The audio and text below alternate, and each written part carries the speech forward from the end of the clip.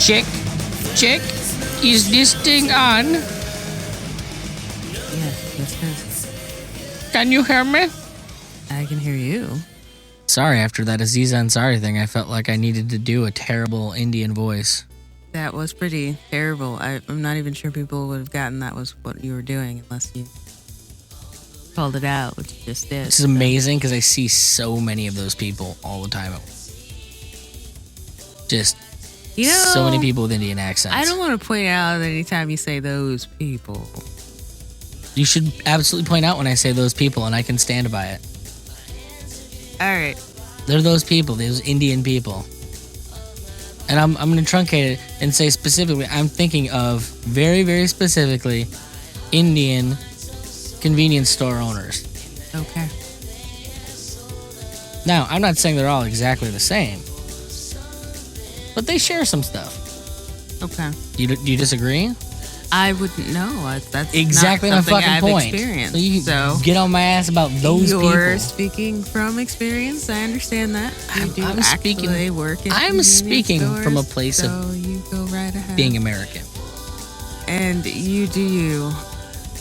I just So- don't know about all that. So here's the thing, folks. Liz is kind of coming at me because apparently I don't thank you guys who listen to us enough. I get it in my head and I feel like, oh man, what the fuck's this all about? Nobody ever tells me how good the show is, and like I just want to quit doing it because I'm an asshole.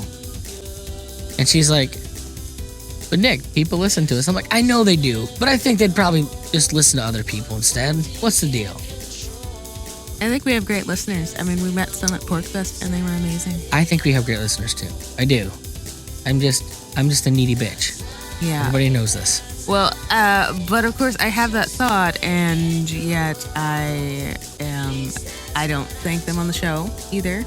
You know. Yeah, because you're the nice one. I think of it, and I don't know people's like info because I'm not on the webs because I'm doing mom stuff, and so I can't call you out by name, folks. But we do appreciate you. I usually just invite the people that are nice to me online on the show. So it's kind of an odd thing. Like I guess I kind of assumed that was a thank you. It's like, hey, come and talk on the show with us. Okay, this is the best I have to give. So at any rate, this show is actually going to be a day late this week because fucking kids and life and shit. It's been pretty intense summer. lately. It's so summer.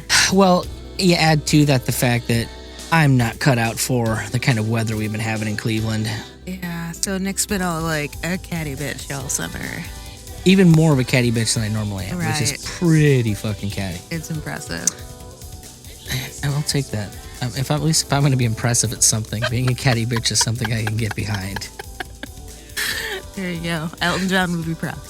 So, anyways, we have a fun episode today. We had on Raptor from the Drunken Disorderly podcast. Yeah, he was a great guest. He was really, really fun. One of the new additions to the Launchpad network, and they are fantastic fun. I mean, he is really fun. You should listen to the show. I'll be forewarned, we didn't talk a whole hell of a lot about music on this one because I got to nerd out about a bunch of really weird stuff. He talked about nerdy stuff, and we got all gaga and just, we talked about that instead. I will totally queer out for like talking about Dungeons and Dragons anytime anybody wants to talk about Dungeons and Dragons. And he gave me fantasy novel recommendations, like magic. The man is magic. If you're not into Dungeons and Dragons and Drist novels, because people are really confused. What's a Drist novel? Well, no, it was funny because I spelled it in my notes the way that it sounded in my head, like and it's not that at all. And it's not that at all. And so check out the show notes if you are interested, because that'll help you actually find what the heck we're talking about. You didn't look up the Dark Elf trilogy? No. I mean, I did look it up eventually for the show notes, but it's one of my favorite characters, by the way. Interesting. And he was right, though. Anytime you play that character, it is literally you're playing Drist or you're evil. Because he's the only good one. The beauty of it is that I was just okay always being evil. Well, that's seems like something you'd be okay with. I'm pretty okay to play the backstabber. Mm-hmm. Yeah. You're the Paul Bettany of D&D. So I guess we're just opening this one up to say, I want to, send a thank you to all the people that do listen, because we really do give a shit. And if I come across as someone who's aloof and doesn't give a shit, it's just because he's hiding his dark, brooding soul.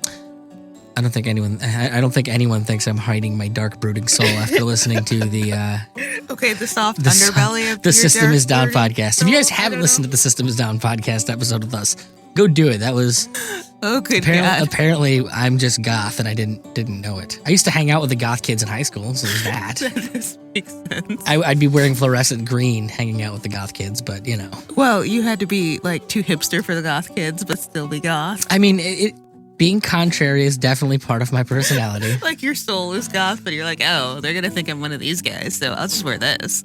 Yeah, like I'm just so anti. I can't get into anything. Like, I have to be contrary to the contrarians. Yeah, pretty much. So let's see. Who are people I should give a shout out to? Let's see. Jason Hope, who's become a subscriber. Yeah. I'd like to thank that. We honestly didn't even know. Like, we're like, what? Nobody's ever. Oh my god. Okay. It was pretty weird. Mr. Sue, been a supporter who also has an amazing supporter. the Boy Named Sue podcast. Y'all should go listen to it. Yeah, he's really funny. Let's see here. Tim Finnegan, as always, is oh my god, yeah. a big supporter in the groups and tells me fun stuff. Because he puts up memes. No, Tim Finnegan's just very active. And I like memes. Obviously my boy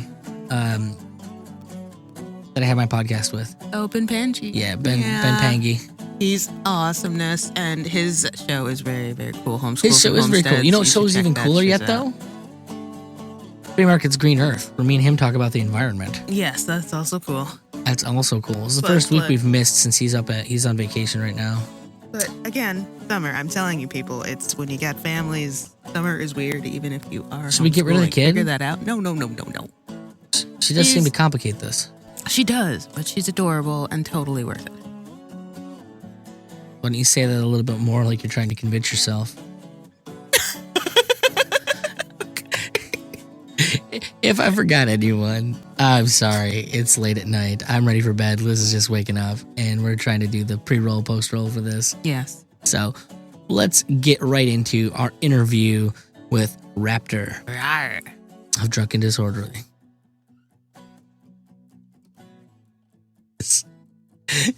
Anyways, so what are we going by? I saw that you signed up as a Raptor, which is amusing to me.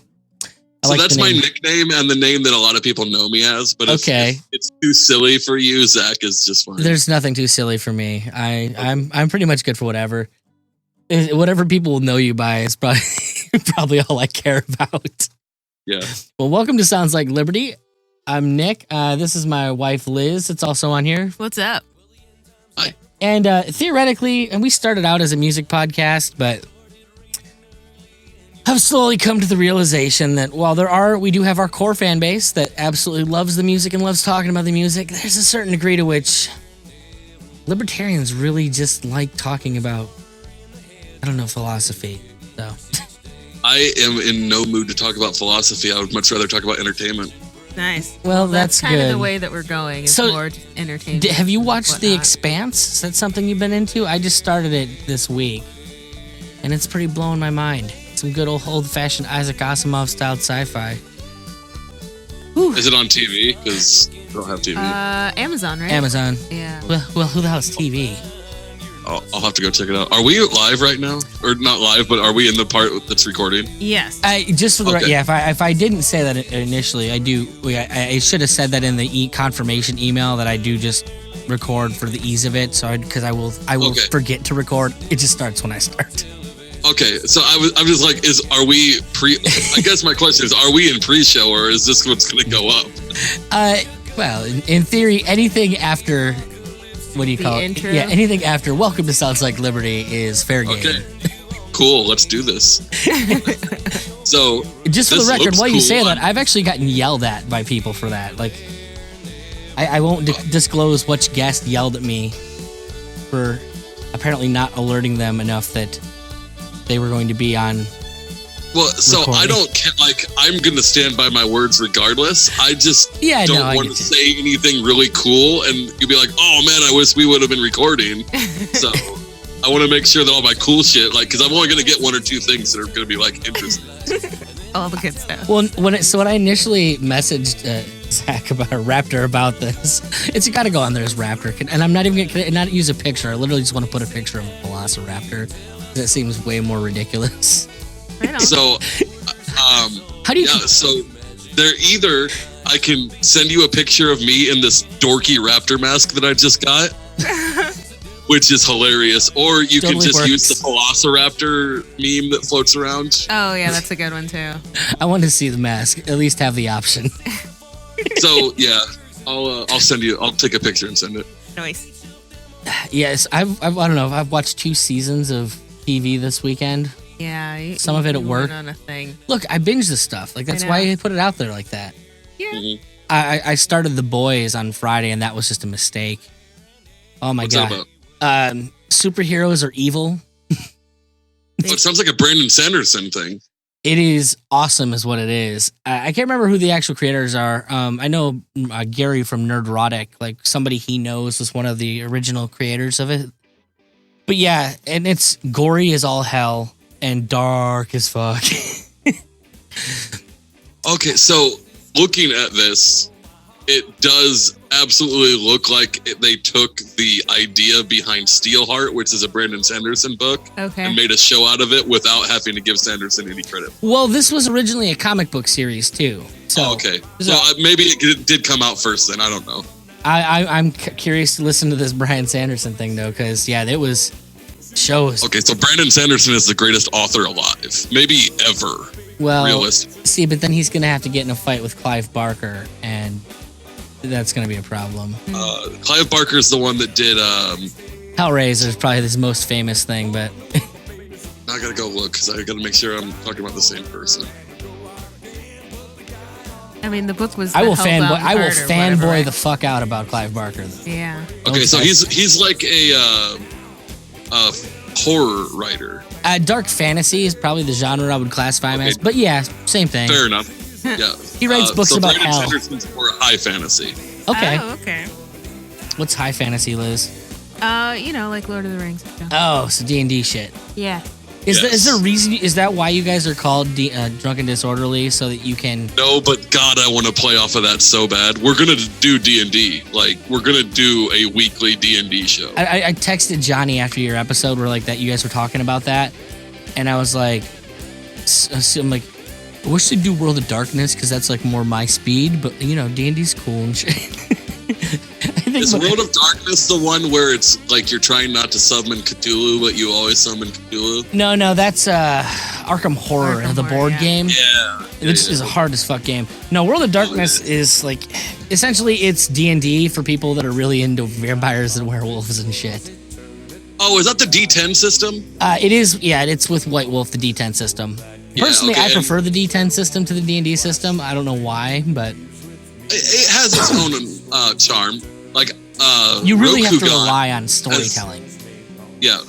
Rokugan's a D10 system. I love that game. What's that about? Oh, shit. Because it's not actually called Rokugan. It's like Legend of the Seven Rings or Five Rings. Okay. Nice. Rokugan. There we go. Legend of the Five Rings. So, can I rabbit hole here for a second? You can do whatever you want, buddy. For it, dude. Okay, so Legend of the Five Rings was a card game in the vein of Magic the Gathering. Sounds familiar, so. Except when they did their tournaments, the results of the tournaments mattered in the world when the next set came out. Oh, wow. So, like, whoever won, the clan, and it was like these samurai clans were fighting each other in this card game. That clan, something would happen in the story that was based on that clan having won, or, maybe a clan gets completely wrecked and none of them even make the top 16. Well, that clan loses a couple of their heroes in the story and they're like on the ropes and things are looking really bleak. And there was even a movie called, what was it called? I'm excited about Oh, this. I know. I'm literally sitting on the edge of my seat. So you So better there be was a Wikipedia movie this shit. that was based loosely on everything that was going on in this card game, where long story short, the person who actually won the last tournament for Legend of the Five Rings, their clan became the next shogun or whatever. Like, shogun's the word that I know, but I know that's not the correct word. Gotcha. And I'm very sorry, people who actually know Japanese culture. I know I just destroyed everything. I'm sorry. But so then Rokugan is the kind of the pen and paper of the game. Like Okay. you don't have to do that with Magic the Gathering because D&D is owned by the same company, and there are ways to port D&D in Magic the Gathering. You remember when that wasn't the case? I'm sorry, I'm not a big fan of Wizards of the Coast. When both games were better before they got owned by the same company? Yes, I do recall. Dude, don't even get me started on. I'm sitting here. My nervous tick is to shuffle Magic cards. I know, yeah, I heard Like, that. And I was laughing because Johnny was picking on you on his episode, and I'm like, "Why you got to be like that, man? Like, I got my dice bag right here. Like, I'll roll the fucking dice." So like, I love the concept of Magic. I can't stand Wizards of the Coast right now. They're such a terrible company. Oh, dude, I mean, I don't follow them a lot. I follow Jeremy with the Quartering on YouTube, and so he talks about them fairly often. That's a lot of why I don't like them. Oof. I can understand not liking Jeremy. He's a divisive person. I kind of like that he's a shitbag. Oh no, absolutely. Like he totally understands his position and what he does, and he goes for it. Can't begrudge I don't a guy think he's ever done anything worth banning him from events. And some of the players that they've banned for like just stupid shit. I'm sorry, can we swear? Maybe I should. yeah. No, you're you're good, cool. boss. Okay. I've said far worse. So people get banned in Magic for stupid shit, but they've got pedophiles as judges, and it took a huge community effort for them to be like, oh, okay, so maybe we should stop letting the kid fuckers, judge our events where there's a bunch of 14-year-olds floating around. Dude. That might be a good idea. But wasn't that difficult? Because weren't those the guys that were opening up comic book shops anyways? Because Yes. they bring kids. Oh, it was look. Wizards of the Coast, get your shit together, okay? Like, I don't mind if you want to put, actually, I enjoyed when they first did the, Anna Flenger's, God, I can't pronounce the name anymore, but it was Khans of Tarkir. They had their first trans character, and that character was badass. Representation and all that stuff is really cool if you can tell a good story, and they did. It was awesome. And then they just went off the fucking deep end, and everything went all stupid SJW. Here, allow me to get up on my big soapbox, which is Do it. fucking. I'm glad I have somebody who's interested in this kind of shit. Mm-hmm. Jessica fucking Jones. Jessica Jones was so fucking good that first season because it was exactly what Tank Girl was back in the 90s.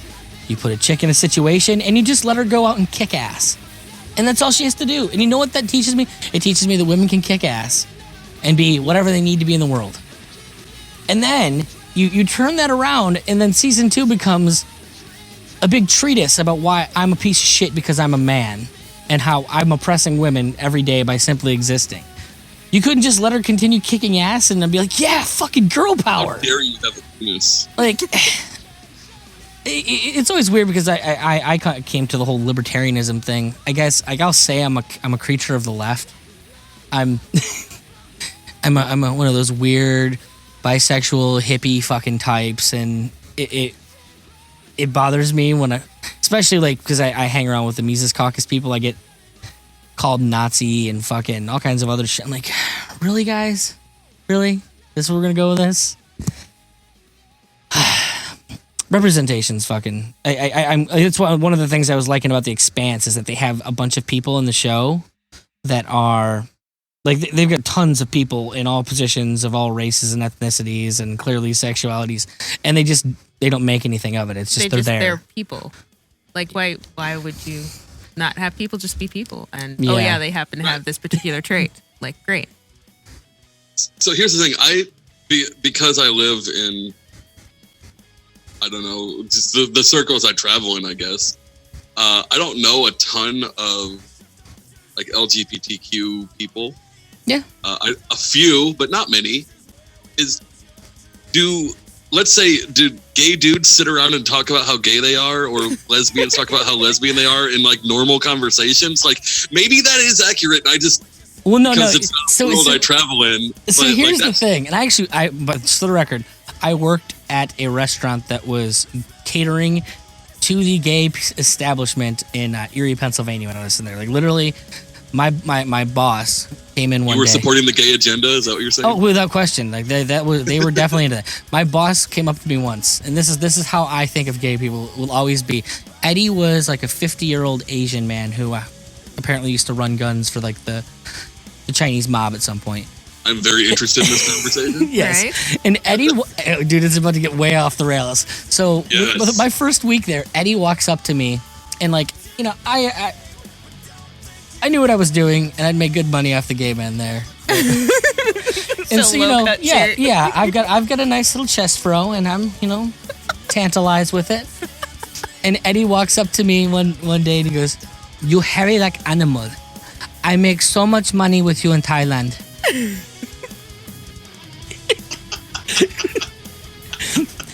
And so all of my experience, I guess part of it is that my experiences with all a bunch of the cooks there were gay and all this stuff. It was very just in that community. And my experience with all of the gay community is just worse fucking, like, it's just all sex talk all the fucking time. Like, they're just worse than any heterosexuals I've ever been with. Literally all they did was talk about fucking and like the most graphic bullshit that you've ever heard in your life. And I was totally on board with it. That's totally my speed. Like, you guys go and have fun. You do what you're gonna do. Right on.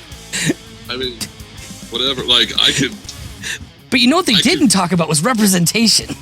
Right, yeah. They just talked about the cocks they wanted to suck. It was a far different situation. I prefer that. I prefer that discussion, frankly. Oh my goodness. I got nothing there. It's like, yep, and you stumped me. All right. So what kind of circles do you run in? You host a Drunken Disorderly podcast. What else do you do? Well, right now I kind of work for the government, and there goes all of my libertarian street cred. I mean, they're stealing from you one way or the other. Technically, that's a Right. way to get it back. So, Yeah. So, like, what I do is help providers who have seen disabled veterans get paid. And I feel like that money's stolen already. Someone's getting it. It might as well be someone who's like being a good person. yeah, I mean, the government signed a contract, whether or not they had the right to sign the fucking contract with those Yeah. people. So I have a lot of difficulty trying to fuck over servicemen because, I mean, while I don't really feel that what they did was necessary, perhaps, I also don't feel like they're not human beings or something. We should probably try and not Full fuck 'em disclosure, over. I'm a disabled vet, so like, if people really just want to pour it on, like, give me your baby murderer comments and your government shill comments. Like, I don't know that is that our I'm community? also a radical libertarian, so like, Yeah. I've No. thought those things about myself too. So you can't stop me at this point. I'm gonna be honest. I think most of the people that are really into it are either like super hippies or ultra punk rock people. Maybe. Just kind of, whatever. Weird. I have difficulty putting the finger on our demographic, to be completely honest. It makes some things difficult. They're out there. Like, our demographic is basically just LNC members. We've discovered. Okay. Well, you've been involved with that scene for a long time, haven't you? No, No? I got involved with. I'm very guess new to the whole libertarian- thing, so maybe you were there a couple months before me, so I assume that you're a figurehead. Anyone who's been there Oh longer man, than people me. in Nebraska would hate to hear that shit. Oh, jeez. So I got involved right after the Gary Johnson campaign wrapped up. Okay. Okay. Yeah. And I so tried to that's found a county party, and I'm not good at that because I don't have those skills. What skills do you think that requires? the skills that can go up to someone who's expressed interest and be like, "Hey, you want to come to a meeting?" Like that. Oh, that was terrifying. that's easy. You should try and deal with what we have to do in my county, where we have a county party full of Democrats. Actual Democrats, That- like card carrying. That Straight up. the Ohio Libertarian Party doesn't want to be part of the county. I've been asked to try and usurp them, and I just don't have the fucking time. Yeah. Like their minimum requirements, this is how bad it is. The minimum requirements are that I host a monthly meeting, and I can't do that. So, I mean, like I was doing that, and it would be me, my wife, and that would like I had a Republican friend that we were doing it at his Magic Gathering store. yeah, So like they would sit in and we would just talk about because like they're Liberty Republicans, so we Gotcha. had a lot of common ground. so you say that like the Magic the Gathering store, like you're being pensive about it. So it's a painful memory for me because it closed down, Okay. and it was the Well, that only makes it store in sad. the town that I was living in at the time, and he was a good friend, so it really upset me that his Okay. dream of having a nerd store didn't fly. No. And he took on a lot of debt, and I think they're out of debt already. Like they moved to South Carolina. I shouldn't say all that. They moved south and got some great jobs and got out of all their financial issues that came from chasing their dreams. Which is really good for people in Guatemala, you know. Sorry, I'm just trying to obfuscate any other details in case you wanted to. So yeah, I'm not. No, that's good. I'm just trying to make sure, like, yeah, no, dude. If you're concerned about, I mean, South Carolina's a big fucking state, and I might even be wrong that that's where they went. I know they went south, and I heard Carolina. So no, I'm just making sure you're not concerned about the whole nerd thing, because that's, if anything, that is definitely our demographic. Yeah. oh yeah, Liz over here is a full-on Trekkie. Yep. Literally has the Ohara outfit upstairs, I do. which is awesome. that's awesome. I love X-wings and stuff. I mean, that's Star Wars, but I feel you. It's still good. I'm pretty sure he was trying to trigger you. I Liz. know. And literally is the only person who's like way into the Lord of the Rings more than anyone I've ever met in my life. Yeah. Nerd. It's Like, she's the kind of person that has opinions on the Silmarillion. I can barely pronounce I it. couldn't read all of that. Like I just, and it wasn't that it was bad. It's just like at the point in my life where I tried to read it, I just wasn't as interested in books, so I didn't get through it. I mean, it's like a good 4 months or something just reading all of the Tolkien if you want to read all the Tolkien. So I get that. How often do you watch the movies, Liz? It's yearly, at least She's a full of yearly shit. thing. She does it once a fucking month. I come in and the TV's just got a new disc in.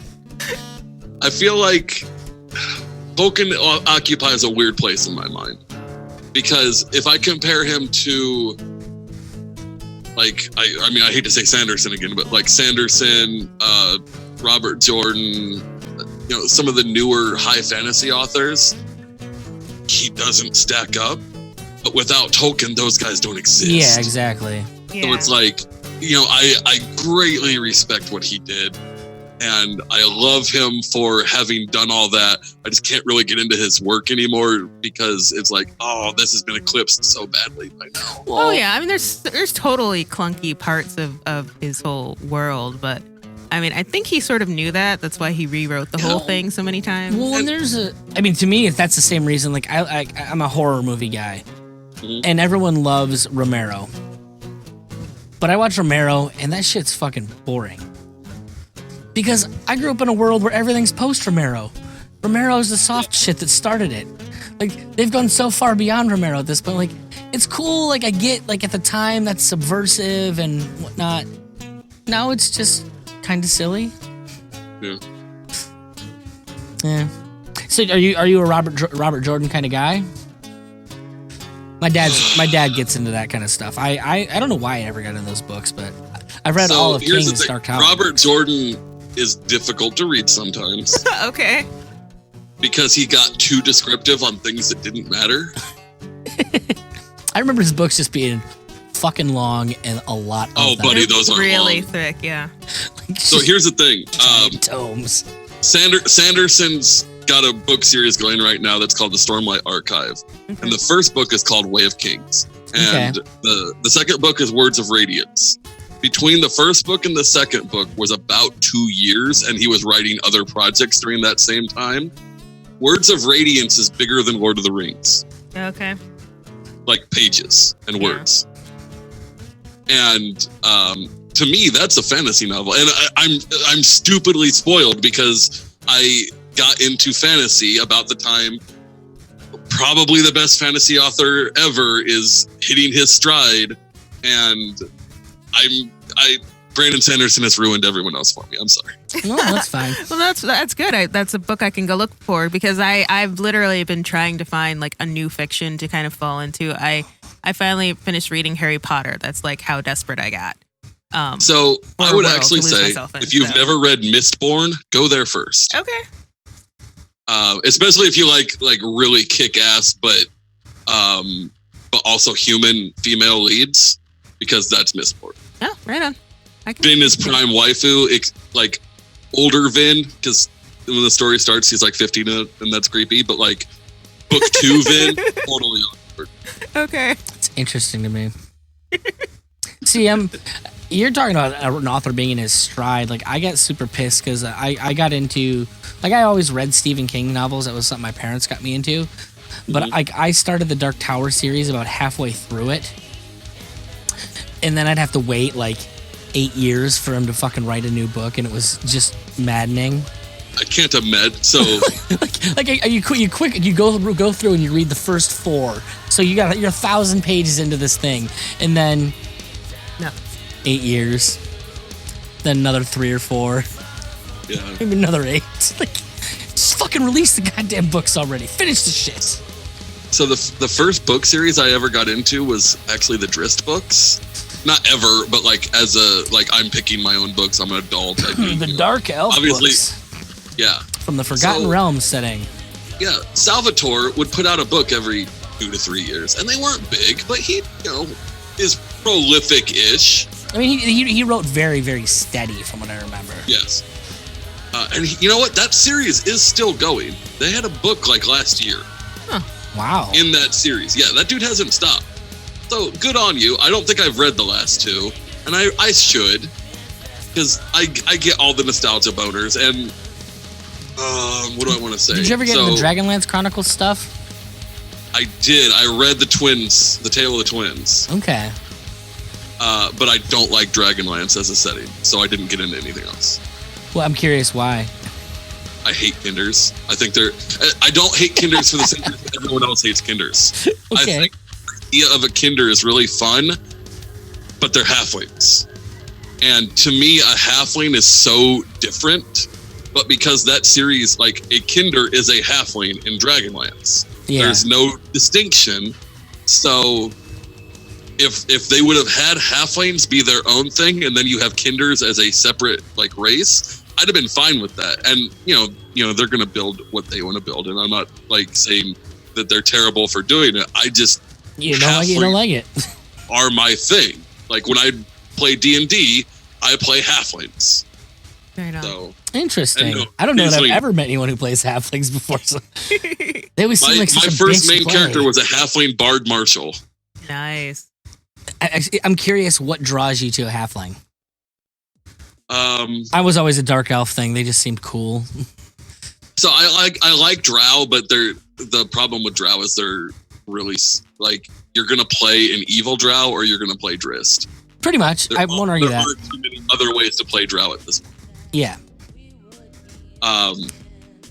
With halflings, maybe it's just the unexpected underdog. Okay. That I like.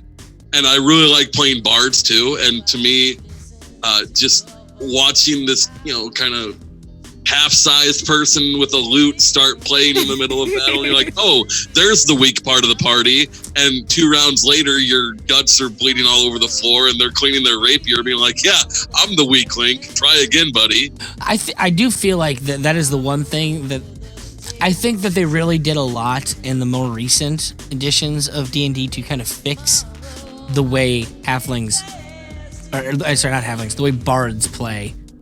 Bards always were kind of, I don't know, I never particularly liked the class because I did feel like they were fairly underpowered, certainly in the early stages.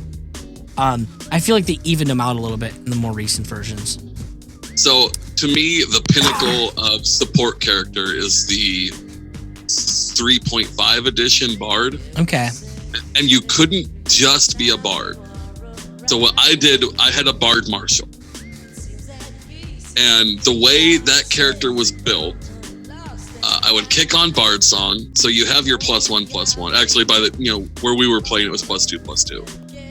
And then I could apply with my martial skills. If you were flanking, you could take my charisma modifier and apply it to your hit and your damage. Well, of course, I'm charisma stacked, so that's a lot. Yeah. And it was for shits and giggles, we played a party of halflings. So there's another feat that you can take where basically halflings, gnomes, and anything smaller than them can be in a square with another character. So we all had that feat. So we would stack 5 halflings in one square and then flank with our one elf fighter on the other side. And suddenly, I'm not hitting because everything I have is going into charisma and defense, but everyone else is doing 5 extra damage every time they hit. And for the rogue with 4 attacks, that starts stacking in a hurry. Oh, yeah. So every round we're ticking off 50 to 60 damage just off of my stupid charisma score. And I'm just sitting there taunting people the whole time. I was going to say, I'm just imagining that, you're just like a hype man for a fucking rap group. Yeah, How I was bitches gonna get this shit.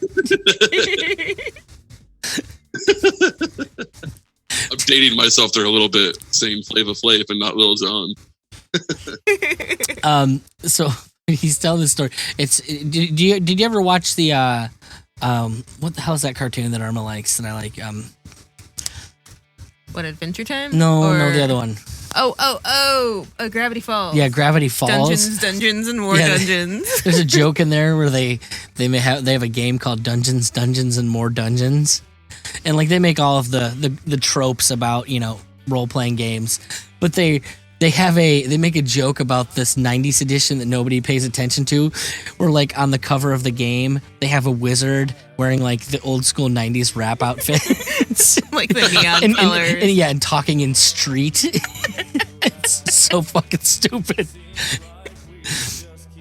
Yeah. And don't they do a fake commercial for it too, Oh, Liz? yeah. Because it's whack. Yeah, just a bunch of that shit. Yep. So you, where are you actually out of? Aren't you're one of those Western states, aren't you? Nebraska. What's Nebraska like? It always seemed like a lot of nothing. How do I describe it? It's flat until you get to the western part, and cows outnumber people. Well, there you go. I can respect that. That sounds like a postcard right there. I grew up in cow country, so there's that. We had a lot more trees, and it wasn't so flat though. So, culturally, I'd say we're basically a southern state without the accent. Okay. how does that work? What do you mean? How do you not have an accent? That is a little odd. Because even the Western people kind of get an accent. And you have a very, kind of just dead center voice. So sometimes I sound like I have an accent, but I really just have bad nasal cavities. Yeah, I was going to say, you're just drunk and, that happens. Well, so, there's that. But yeah,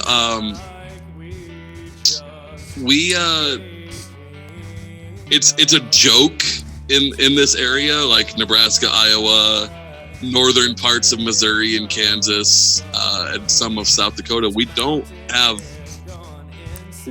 an accent really. It's just I don't know how to say it. Do you guys have your own words? Oop. Oop. Oop. Oop. What is oop for? That's oh man, I don't know how to look.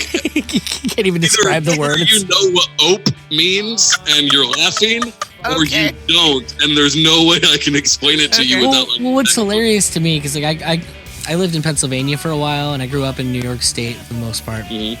And if you've never been to Pittsburgh, Pennsylvania, like they don't have an accent, but they have legit fucking their own words and like a whole fucking bunch of them.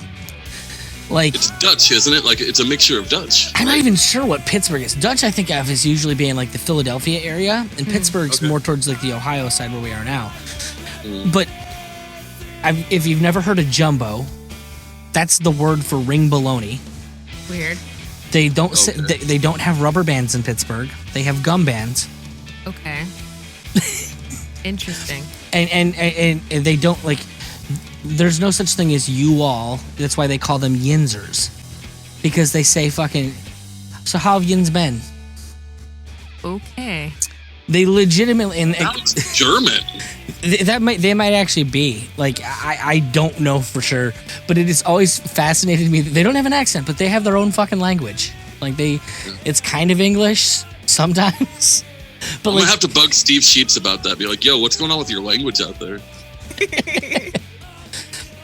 where is Sheets at? Pittsburgh area? Like, I he? don't know exactly I where, don't think but he he's was. out there. I thought he was out Philly way. I don't know. I don't pay Maybe. attention. I want to say it's Pittsburgh. How big is? No, it is Philly because he's been helping with Maj. Never mind. Mhm. I'm dumb. It happens. I mean, it's still technically Pennsylvania. So how the hell did you said you're a former serviceman? So how the hell did you find your way to, the quote unquote radical side of libertarian? Because I was a former service person. Or did you mean that in like the radical sense, like radical, dude? Both, you know. Okay. Um, So it was literally just being in the military just turned you off to government. You're like, this is all bullshit. if you want to understand why government doesn't work, just be in the military. Oh for God. Do you ever listen to there's the? not a better example of why this shit's so broken. Have you ever listened to the Biting the Bullet podcast? No, That's, I don't actually listen to a lot of podcasts. Oh. I'm trying to get better about it, but my new job actually doesn't let me. Oh, that 'cause I'm on my sucks. phone. Yeah, my job. I don't know. I have over 150 of them in my fucking podcatcher. I don't listen to all of them regularly. I keep them there because for This Week in LiberPod, so I can promote them on there. But they're three former Marines, and I think they're all young dudes. Like they're all probably still within their 20s. I think two of them have already gone hardcore ANCAP, and one of them claims to be a minarchist. But man, they have no love lost for where they spent their last 4 fucking years of their lives. I'll tell you that much. It's interesting. Listen, I've heard a lot of like guys go on and talk about like the service and how it affected them. In like the single, like you get one service person like talking about it to a bunch of non-service people. But but to listen to 3 dudes like they kind of understand that culture and that whole thing that they were a part of and hate it so fucking much. They're really, really good at getting each other like amped up and talking serious shit. It's a fun podcast is what I'm getting at. There's a lot of talk. It's a lot of talk to advertise somebody's podcast. Yeah. Aaron and I can do that sometimes too. What branch were you with, if you don't mind me asking? Army, but I was air defense, so it's weird. Like we're Army, but we deploy to air bases. Yeah, it makes sense. I was kind of assumed Army was just they put you places. I think of like the Marines as being like the people actually out fighting, and then Army is like support staff, perhaps. No, so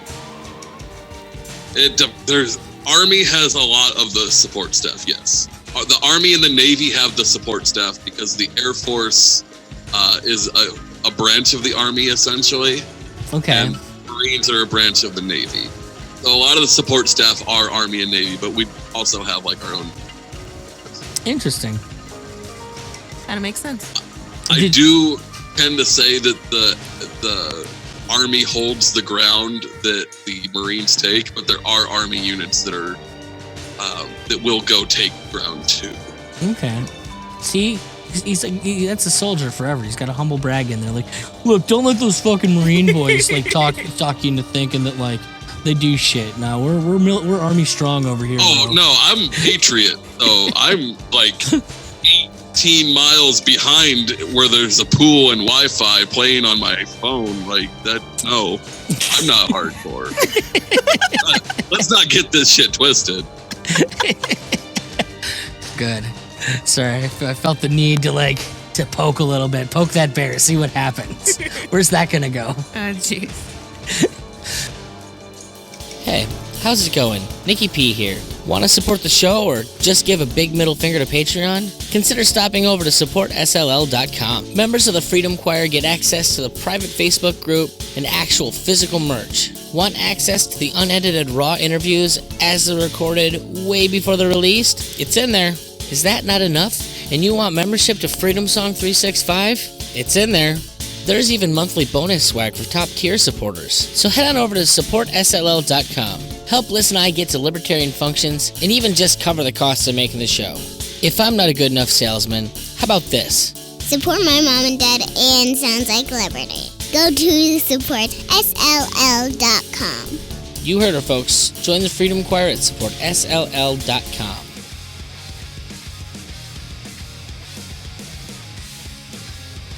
So you when we initially talked, and this is what fascinated me, he's like, I don't know, people probably, he's like, your listeners really want to listen to me ramble about fucking random anime soundtracks and Oh, is that where this is going? anime soundtracks and fucking tabletop gaming, and I'm like, That's pretty much our audience. I was gonna say, I don't think you really understand. That is literally our core audience. So Well, you were talking about, we talk about music. I'm like, well, one of the people on our team is in a band and does band promotions. Like, he would be a much better conversation. you say that.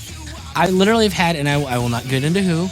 We did have a prominent musician on the show who couldn't even answer some of the questions about music that I asked. Like, and literally, when we do ask music questions, it's usually, my whole thing is, when we all get to Ancapistan that I want to be in, I just want to know where the people listening to the cool shit are. It's really about personal taste. To me, this has always been the, what do you call it, the soft. Oh, The yeah, softball fluff piece. show, the fluff piece of libertarian podcast. Everyone else can talk hardcore philosophy. Look, we're all here. I don't really care. You believe what you believe. You read what you read. Let's all just try and be cool with each other. Yeah. Yeah. And music's an easy thing to talk about. But literally, the worst guest about music I had is someone who is a trained musician, like his degrees and shit in it, and felt like they couldn't be bothered to actually answer the questions. It was pretty bad. But don't get me wrong, we've had some fun musicians. The Owen Glass guys were super fun when they were on. Oh yeah. I mean, the most of the guests we've had on have been pretty. What kind of nice, music do frankly. you listen to? What is your thing there? So on my most played songs right now, I would say the first one is a bagpipe version of The Gale, which is the song from Last of the Mohicans. Nice. And the Liz is second obsessed with most played Scottish shit. She got wet. What's Liz is obsessed with Scottish shit, and she got wet when we had Anthony Samaroff on. I'm pretty positive. She slid So off the should, drum throw. should I go put my kilt on then? I've seen him in his kilt, Liz. She's all about it. Anyway, so that's my most played. My second most played, there's a YouTuber called Jonathan Young who does like pop music in not metal, but like hard rock styles. And he covered Every Time We Touch Nice. as a rock, and it's fucking cool. Like, if I was a pro wrestler, that's my entrance music. That's all I'm saying. What is Jonathan? What does he look like? Is he the guy with the kind of wavy, a- stringy kind of hair, or is he no? No, he's kind of got the hipster man bun beard thing going on. Oh. Okay, But The he's got name this sounds really familiar. deep, gravelly voice, so it sounds amazing. I'll have to look it up. You got that shit written down, right, Liz? Yep, I do. Nice. Dude, Jonathan Young is amazing. Like, his covers are really good. I like Bill McClintock's mashups on YouTube. That's my favorite thing to do on YouTube. There's literally he does a lot of like crazy like metal meets other kinds of music, and he has the definitive South of Heaven over top of Everything She Wants by Wham. Kind of amazing. Okay. So if you've never heard Wham and Slayer be a cohesive thing, that's how you do that. And Well, it's I'm looking fucking at it. amazing. Edwin Starr and Slayer. That's got to be great. Oh, dude, and the thing is like, I'm very picky about when people do that shit because it has to be like good. Like, if it's a crappy done mashup, I hate it because I'm like, you just ruined two things that were better by themselves. And so his like studio work is amazing. But Jonathan Young, like, in order to, you have to have a fundamentally emotional connection to music to be able to do that. Like, it can't just be a theory-based connection. Sure. So I have been a musician in my life at various points. So what did you do? Bass, Nice. piano, harmonica, bagpipes. I think I've played all of those with the exception of bagpipes, and I wouldn't even fucking know where to begin on that thing. I'm gonna be honest. It seemed a lot like the accordion, which is really fucking hard. So it's not, actually. Here's the thing.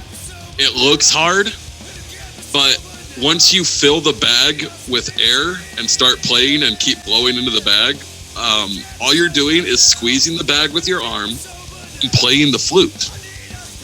Realistically. Okay. You see, but that's the thing.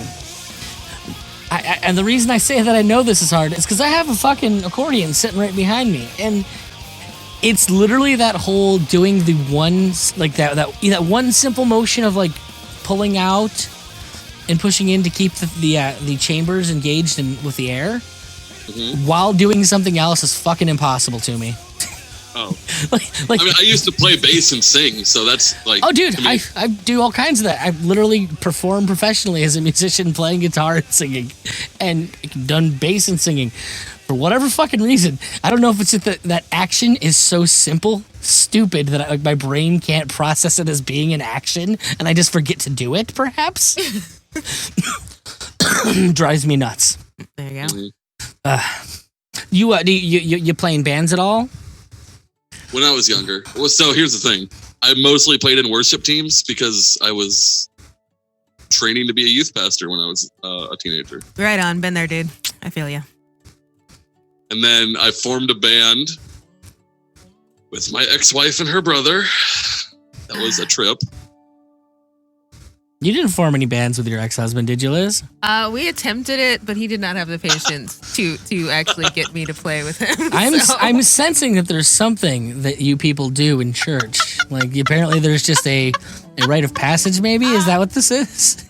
Get married, start the worship band, fizzle out, get divorced. Oh, what are you gonna do? I don't know. What did you do? I've never been in that position. I've been a dirty heathen my whole life. Anyways. So you were gonna start a worship band with your ex-wife. Mm-hmm. That sounds like something people do, I guess.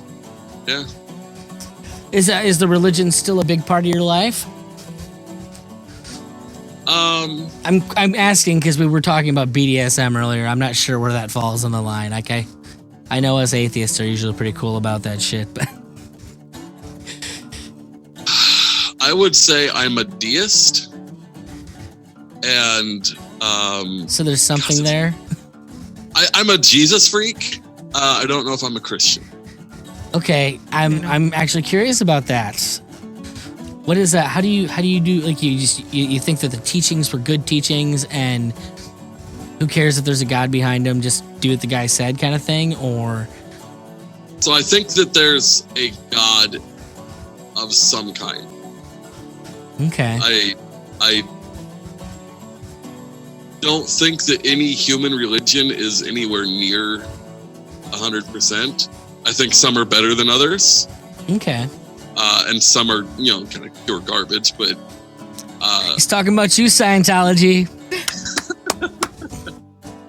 But, how do I want to say this? I think that if you take... Basically, so, first off... God, I'm about to piss someone off with this one. Please The Old Testament does not belong in the Christian canon. It is a different religion. I mean, I know that God changed a lot from that book to the rest of them. Right. He was a vindictive son of a bitch in that first one. Right. And the thing is, the first one is a lot of bullshit. Like, So what he's it sounds like you're insinuating is you don't like Jews. Well, I mean, it's just a lot of the traditional stuff. I think they made a pretty shitty religion. Okay, That's what I just caught up with you. Okay. You know, just saying. He's a where did he go? Look, and a lot of that's not like trying to single them out. A lot of people made shitty religions. Well, no, it's true. There's a lot of that going around, especially back then. I think there's a lot of that still going around. Yeah. I think, to me, there's two forms of Christianity. There's the Jesus form of Christianity, which is, which I would base off of one verse. There is a verse in Matthew, I believe, where the religious leaders of the time are like, well, what's the most important commandment? Because they're trying to trap him. And he's like, love God, love people, and let everything else work itself out. It's like, that's a great religious teaching to have, because if you do those two things, everything else will kind of work itself out. Yeah. And then there's the Paul style of Christianity, which is unfortunately the much more dominant style of Christianity. And that is, here's all these rules and things that you have to live by. And a lot of the rules make sense and are good and are derived from love God, love people, and let things work themselves out. But Paul had to have like structure in his life to function, and therefore figured that everyone else had to have structure to function. It's so funny because I totally get what you're saying there. I'm sorry, I didn't mean to cut you off. Go ahead. No, go ahead. I need feedback on this sometimes. Well, because I'm kind of trying to figure out like where my faith is now, because like I go on podcasts or people ask me about my story and I'm like, I'm not entirely sure how to articulate it because I'm still sort of figuring it out. Like I still have a faith, but it's not, what it was. And yeah, I have so much beef with Paul because I'm like I was a Pharisee, right? So isn't it possible that like a lot of the having to come up with new tradition stuff that he came up with was just because like that's the way he processed stuff? Yeah. And so why are we all making it like a canon that we have to follow now? You mean you were separating the faith from the politics? Yeah, I mean, yeah. These are human beings who lived at a certain time, and I mean, there's a possibility that could have colored some of the things that they wrote. Congratulations, you guys all touched on exactly why I'm a fucking atheist. Because you can't take the politics out of the fucking religion. It's all politics. There's somebody up there. People don't understand that about the Bible itself. Yeah. The thing that gets me, and my brother and I fight about this all the time.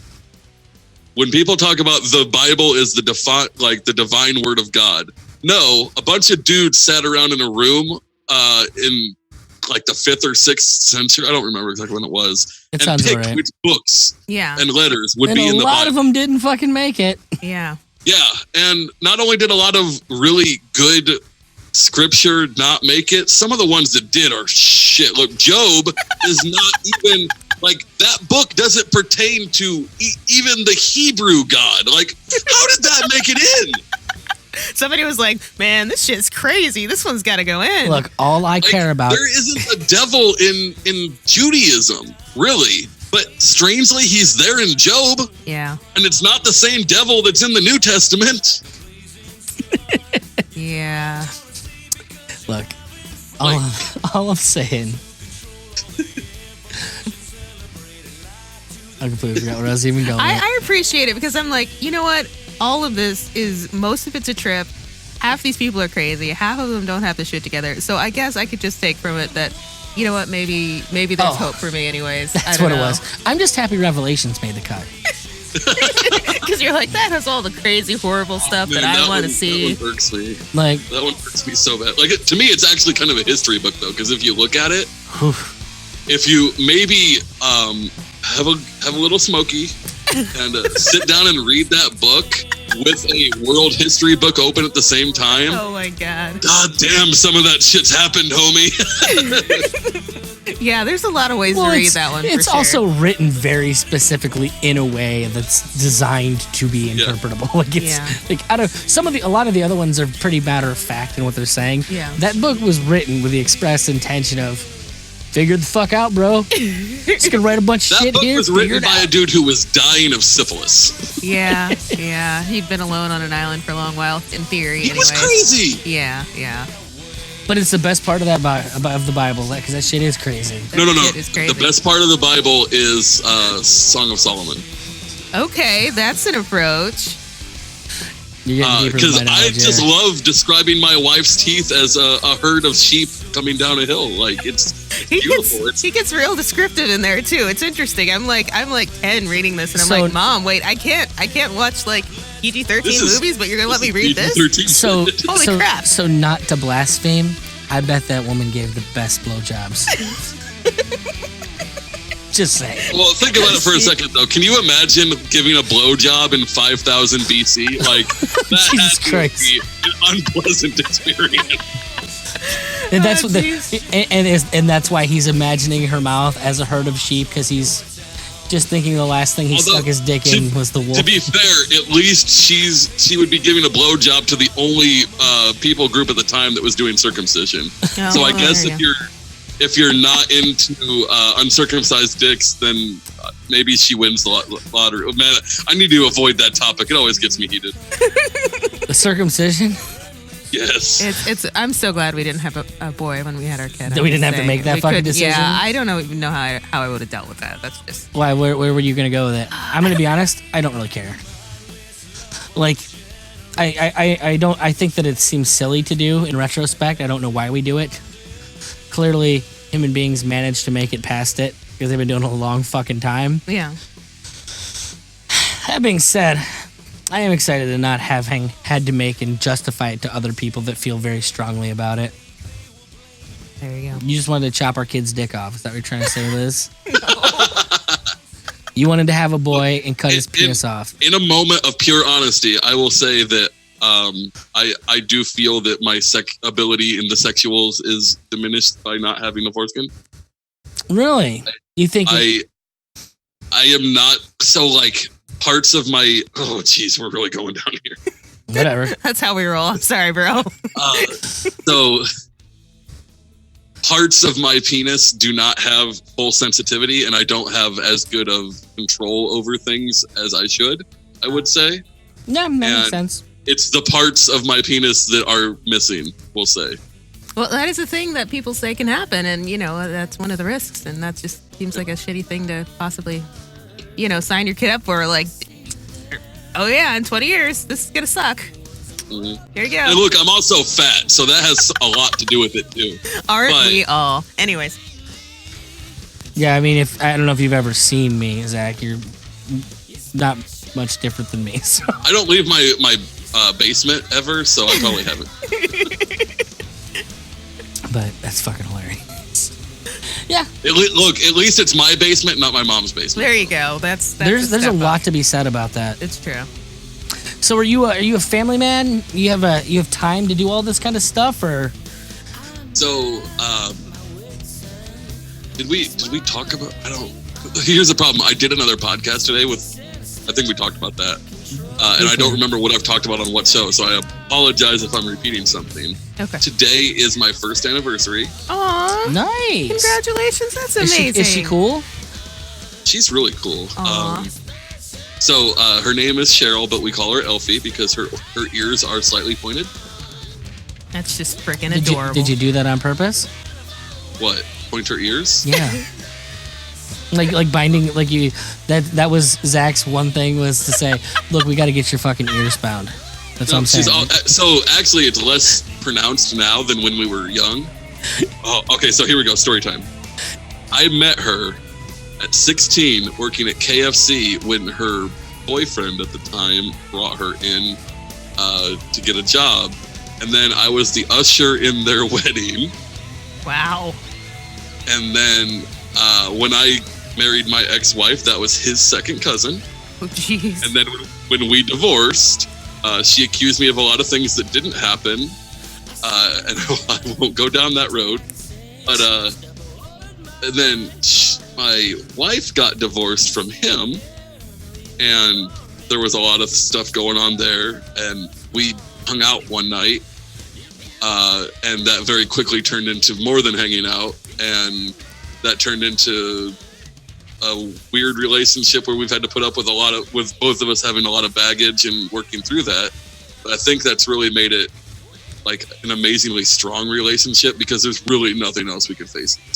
Oh no, that's almost like my entire method when I'm courting a woman is to just dump everything on the first date and be like, bitch, if you can handle it, that's the worst it's gonna get. That's all I'm saying.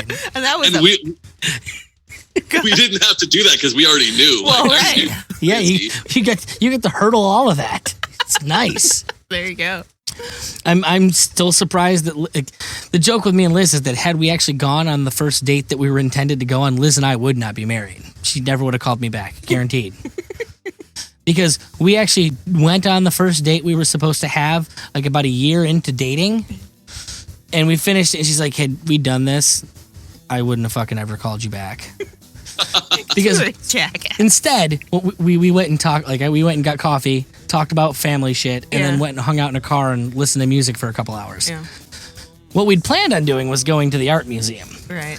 Ugh. Yeah. Well, exactly. And that's apparently how he would have felt about it. And I would have been like, See, oh, got it. You well, can't yes. call. So when we did eventually make it to the art museum a year later, it may have even been for our anniversary, Liz likes to quietly contemplate all the art in there. And to me, it is a place to practice my burgeoning stand-up routine. And see how many quips I can get out with every piece that we see. Yeah. Which is usually like, why has she only got 2 nipples? Do you think that they would be doing that? Like, that seems like a strange angle to fuck at in that pottery we got over here. Yeah, there's a lot of that. She was displeased with that arrangement. We have not been back to the museum. She No. may have gone without me. Yeah, there, yeah. Yeah, I don't. So it's funny. So last night we went on the Cinderella carriage ride here in Omaha, Aw. which is like an actual horse-drawn carriage that takes you through our old market area, which is still mostly brick streets. Nice. Because Omaha likes to pretend that it's an old-timey small town, even though it's like bigger than Knoxville, I mean, they're failing at it, bro. Could have been cobblestone. I guess. So as we were going along, there's an art gallery, and it's like exotic, or not exotic, but like outdoor art. It's like bears and lions and stuff. And my wife looks over, it's like, oh, that's kind of neat. And I look over, I'm like, that looks like it'd be boring as fuck. There you go. Look, that's part of Like, being if you an want to adult. do that, you take the kids. That's part of being an adult, is realizing you go do what you want to Yes, do, baby. absolutely. I'll be over here in the basement, shit talking. Yep. Yep. So, what song was playing over the loudspeaker in the KFC when you first met your wife? So I don't remember, but it would have been something that her now ex-husband would have been playing on his MP3 player. Oh, jeez. Was what counted as the loudspeakers there, Oh, jeez. and therefore it was probably some shitty 80s boy band. Wow.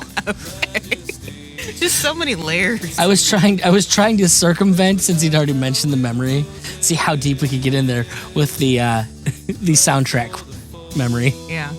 Normally I ask people, like, what do you have like a moment in your life that's tied to a musical memory, like a song that just reminds you of this time and place or event or whatever? Or the subtext of that is, what song did you lose your virginity to? But Ooh, I don't think there was music playing when I lost my virginity. who the fuck but- fucks other teenagers that doesn't have music playing? I don't understand Okay, this. you might have to Dude, rephrase I did not have. I was a virgin until college, okay, because I was a good kid. That's right, Jesus. I'm I sorry. did not. I'm living in a world where when I gave up on the priesthood and like became a teenager, So it I changed. was 19, and I left Bible college on fall break and went and had sex with my girlfriend at the time for the first time. And then she dumped me a week later, Oh, jeez. Was she told church me people that the too? reason we had sex was she wanted to do one last thing to see if it would make the relationship work. As a teenager? Yeah. Yeah, giving up so fucking early. And so this was while I was playing college football on literally, and this is not hyperbole, the worst team in college football. I was the backup right guard on the worst team in college football. Which team is that? I don't watch Trinity sports. Bible College. Oh. Okay. Well, Yeah. hey, they at least like they may be the worst, but like they occasionally get seen, right? No, it's a D3 school. Oh. I've heard of it. This though. team, I was gonna say I've heard of them. NCAA record the year before I got there by losing a game 106-0. That's a fucking blowout. So I used to brag, like as a joke, this is not serious. I used to brag that I made the team much better because when I was there and we played the same team the next year, we only lost 79-6. Yeah. There you go. Clearly, I was what they needed. We suck slightly less. We I also have my NCAA credentials. Oh yeah? Yeah, I redshirted on a Division I cross country team. Oh, there you go. Yeah. Which if you saw me now would fucking just make your head explode. Like how the hell did that person ever get a scholarship to a Division I cross country school? Every now and again, I'll go back and look at my the picture that I took right when I was hit AIT, and I'm like flexing, and it's up on my Facebook. I'm flexing, like my arms are huge, my shoulders are massive, and I don't have a six pack, but like you can see abs. Yeah. And now I look at myself and I'm like, oh God, you're so disgusting. Why does anyone have sex with you? Right? I wouldn't have sex with you, and I am you. I wouldn't even give you a reach around. Like, I'd go and fuck your brother just to piss you off. Jeez. Right on. Well, I think that's probably been about enough. I really do appreciate you coming on, Zach. It's been a lot of fun. Anytime. It was definitely, I don't know if it was the episode that I expected to have, but it was a good one. It was the episode we deserved. If No one expects the Spanish Inquisition, okay? That's right. All right. Is there anything that we should plug like specifically before we let you go there? Just check out my podcast. Right on. Drunk and Disorderly on the Launchpad Network. You guys still on there? You still doing that thing? Yep. Have you guys been not putting out? I feel like I haven't seen anything from you in a minute. Just been slow. We're doing an episode a week. We're trying to do more, but Well, I feel like you were doing them like constantly, and then I feel like I haven't listened to you in a while. So Maybe you were just binge listening and now you're. maybe that is what it is. we were doing 2 and sometimes 3 episodes, and I can't. Dude, it's a lot. I'm struggling to find the balance between I really like having a family and spending time with my girls, or her girls, but they're mine now, and doing the pod. Like I need to put more effort into the podcasting because we're growing and it's doing well. But You guys have like fucking 4,000 people on your goddamn Facebook page. oh yeah, so here's the thing: we started our page in March. Dude, I've been doing this for a fucking year. I'm there. I ain't anywhere near that. We started our page in April, and today we are 26 likes away from 4,500. Nice. How? What do you attribute that to? We double as a meme page. Okay. Can't hurt. Here's the thing: most of those people don't listen to us, but we get about 1,000 hits on our someone saw our video as they were scrolling through, and then we get about 400 30-second watches. more like 600 10-second watches, and depending on the guest, anywhere from 100 to 400 1-minute watches. Nice. Not bad. No one's gonna watch if they don't know that it's there. No, So, absolutely. Come for the memes, stay for Aaron and I talking about tying each other up and doing terrible things. Aaron and I don't do that, actually do that, but we'll talk about it. Oh, here they're charlatans. I was thinking that they're all crazy fucking tying up people. We my wife and I do, and I guess my stories are typically Elfie had me doing terrible things last night, and Aaron will be like, I wish Elfie would do that to me, and I'll be like, you know it, because Aaron has a crush on my wife, so. Good gig if you can get it. Whatevs. Got a great. Have I ever told this story about having that one girl tied up? And your kid walks in on the show. I don't think so. I've never told that story in public. So we'll send our request and get our listeners away with this. So I have a thing for moms. Like, it's the thing. There's something about. I'm going to reference Mark Claire, who was talking about this week.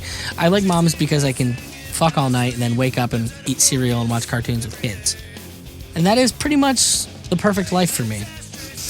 And so I was dating this mom, and we were feeling kinky. I had taken the belt for her, what the hell you call it, her robe, and I'd used her robe belt to tie her to the bed. And I'm going down on her.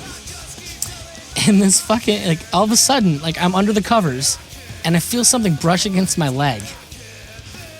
And then I hear, Mommy. And it's her was it probably like 5-year-old daughter has walked into the room. So I'm stuck under the covers. There's no way to get out of this. The kid clearly hadn't noticed me. But I figure, since I'm down here, I might as well keep going. Oh, she punched me so fucking hard when we eventually untied her. She's trying to work through it and say, honey, can you please go to your bed? We'll talk about it in the morning. I'm fucking terrible. Pretty much. I'm completely okay with it.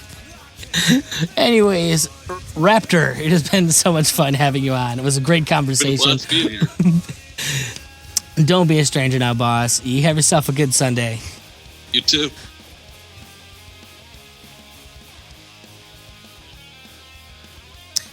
That was a nice gentleman. He was. A very, very nice gentleman.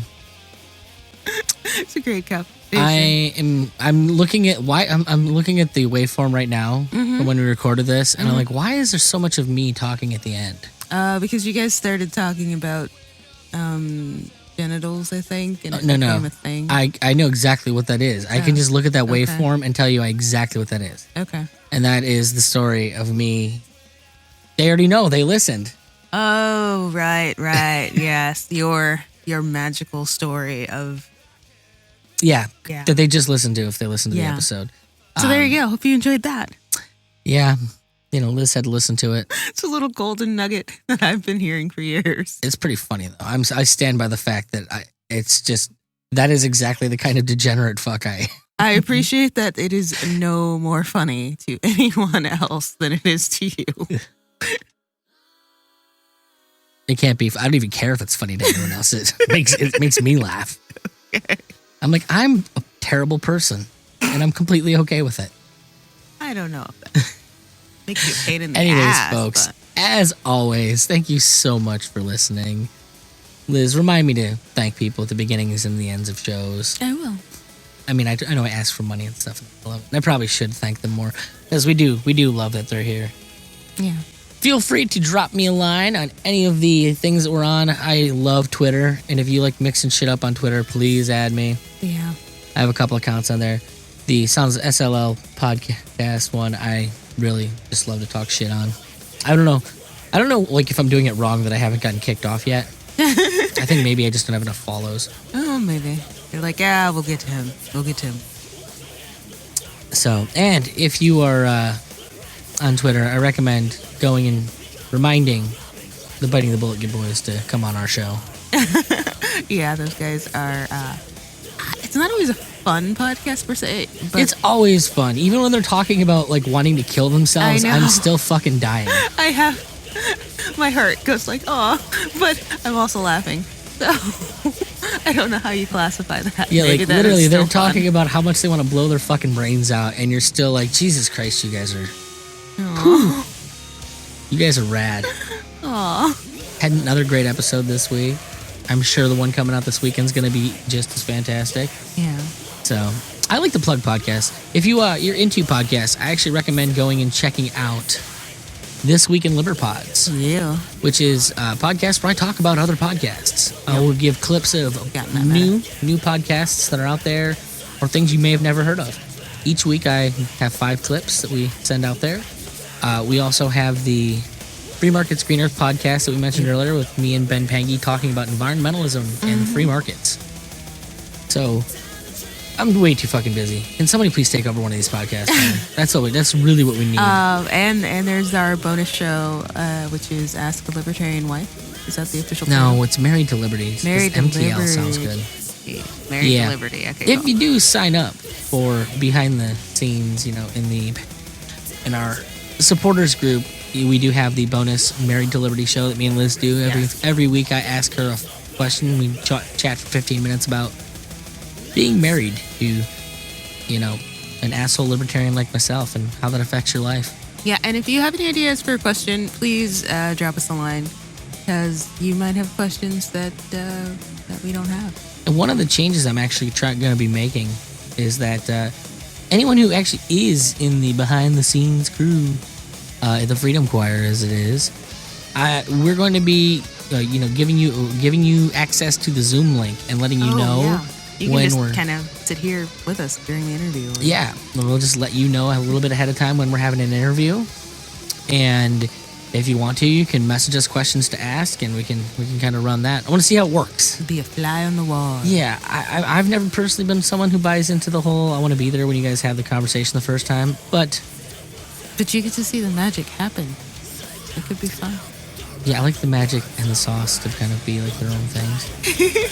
Okay. Is that the secret sauce? You disagree?